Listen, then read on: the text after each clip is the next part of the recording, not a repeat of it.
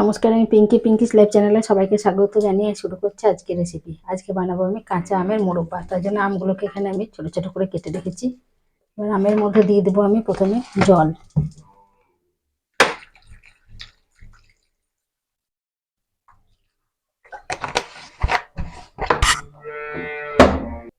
আর দিয়ে দেবো আমি নুন। এবার এটাকে আমি ফুটিয়ে নেব। এবার আমি গ্যাসটা জ্বালিয়ে দিয়ে আমটা সেদ্ধ করতে বসিয়ে দিয়েছি। ঢাকা দিয়ে দেবো, দিয়ে 3-4 মিনিটের মতো সেদ্ধ করে নেবো। এটা খুব ভালো সেদ্ধ করবো না, অর্ধেক সেদ্ধ করবো, একটু শক্ত থাকবে, একটু সেদ্ধ হবে। আমটা সেদ্ধ হয়ে গেছে, ঢাকা খুলে দেখেছি। আর আমটা আমি বেশি সেদ্ধ করব না, এরকম অল্প সেদ্ধ হবে, চামচটা কেবল গেঁথে যাবে। বেশি সেদ্ধ করে দিলে ভালো হবে না মোরব্বাটা, তার জন্য আমি এরকম সেদ্ধ করব। শক্ত শক্ত থাকবে, একটু গলে গেলে মোরব্বা ভালো লাগবে না। এবার আমি আমগুলোকে নামিয়ে দেবো, নামিয়ে জলটা ছেঁকে নেব।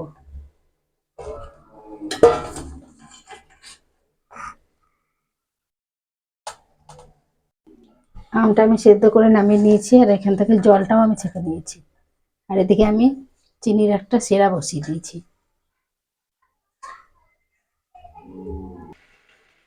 চিনিটা আমি বসিয়ে দিয়েছি, চিনিটা বসানোর সময় দেখানো হয়নি। এখানে আমি 350 গ্রাম মতো চিনি দিয়েছি।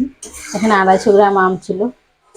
চিনিটাতে অল্প সামান্য জল দিয়েছি আমি, এরকম চামচের 1 চামচ মতো জল দিয়েছি আমি।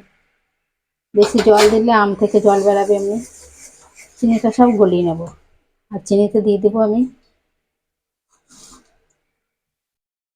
2টো এলাচ আর একটু দারচিনি দিয়ে চিনিটাকে ভালো করে গলিয়ে নেব।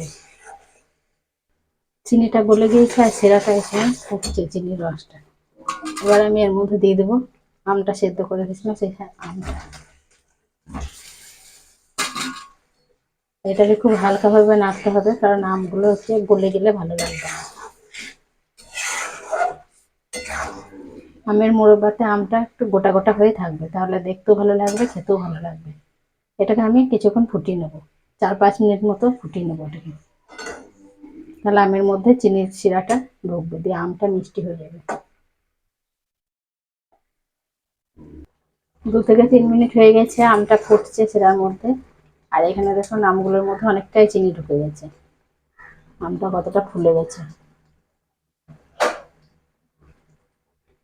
আর কালারটাও একটু পাল্টে গেছে, চিনির শিরাটা আলাদা লাল কালার চলে আসছে। আর এটাকে বেশি নাড়াচাড়া করা যাবে না, তাহলে গলে যাবে। আরেকটু আমি ফুটিয়ে নেব। এবার আমি এর মধ্যে দিয়ে দেবো অল্প একটু লঙ্কা গুঁড়ো, তাহলে হালকা ঝাল হবে, খুব মিষ্টি হয়ে যাবে না হলে। এটাকে একটু মিশিয়ে নেব।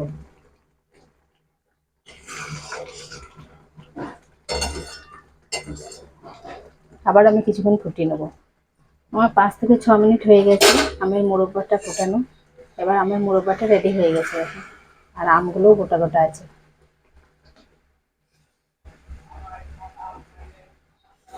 এবার আমি আঁচটা বন্ধ করে দেবো, দিয়ে এটাকে নামিয়ে নেব।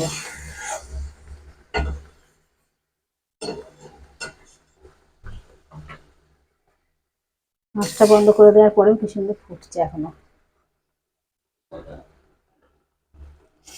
এটাকে আমি তুলে নেবো আস্তে আস্তে করে, নাহলে ভেঙে যাবে।